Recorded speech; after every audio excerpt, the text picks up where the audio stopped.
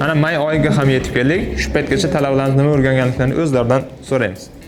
Asadbek, nima o'rganding darslar jarayonida? Hozirgacha bo'lgan darslarda asosan PyCharm, Visual Studio, turli kodlar orqali Telegram botlar va veb-saytlar yaratdik. Darslar orqali men tuman va viloyat bosqichida tanlovlarda g'alaba qozondim. Nima yutuqlar yutib olding?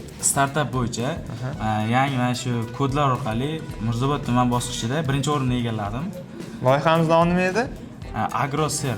Agroser. Nima qilib beradi? Agro bo'yicha, agro yo'nalishida startup olib chiqqanman Mirzobod tumanida. Bu xalqning eng og'riqli nuqtalarini shu aynan shu startup bo'yicha bir malham bo'ladi desak, mubolag'a bo'lmaydi. Zo'r. Keyingilarni so'raymiz. Amirbek, nimalar o'rganding?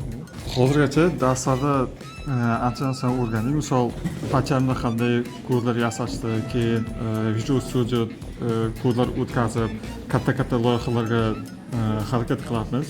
Hozirgacha bo'lgan loyiham Nova degan nom bor, Telegram bot.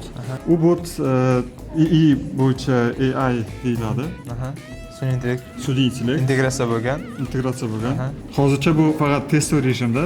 Endi xudo xolasa keyin bosqichlarda buni общий globalniy reliz qilib beraman. Nimalar o'rgandik to'garakda sizlar bilan? To'garakda Photoshop, Excel, Word.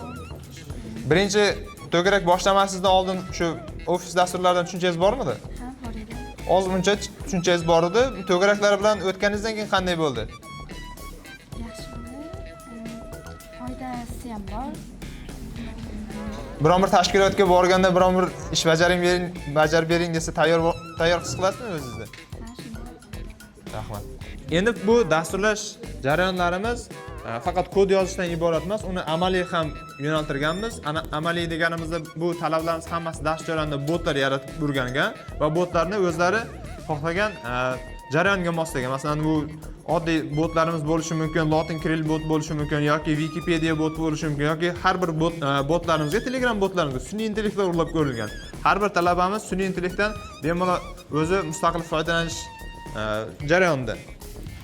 Biz to'garak jarayonlarida Word, Excel, PowerPoint shunaqa dasturlarda ishlashni o'rgandik. Word dasturida hujjatlarni to'g'ri joylashtirish, Excel dasturida esa to'g'ri jadval tuzishni, formulalardan to'g'ri foydalanishlarini o'rgandik. Bu kelajakda o'zimiz faoliyatimizga, dars jarayonlarida ishlatishimizga bizga foydali bo'ladi deb o'ylayman. Rahmat.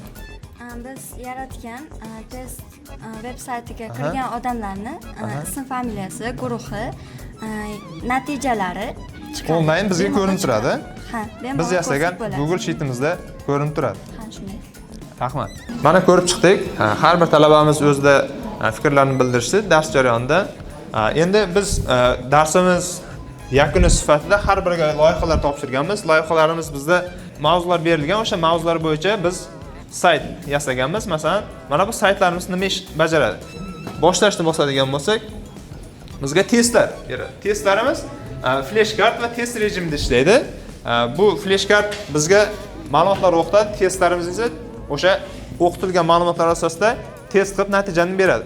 Endi bu natijalar qayerga boradi? Faqat saytning o'zida ishlamaydi. Bu Excel ma'lumotlariga boradi. Xo'p, biz kiritgan ma'lumotimiz mana bu joyda ko'rinadi. Testlarni ishlab bo'lganimizdan keyin mana bu ro'yxatda Google Sheets'da onlayn bog'langan. Talabalarimiz o'zlari uchun kerakli bo'lgan kodlarni yozishni o'rgandi va jarayonda qo'llashni ham o'rgandi. Faqat kompyuterni o'zida qoladigan ish bajarmadi. Rahmat.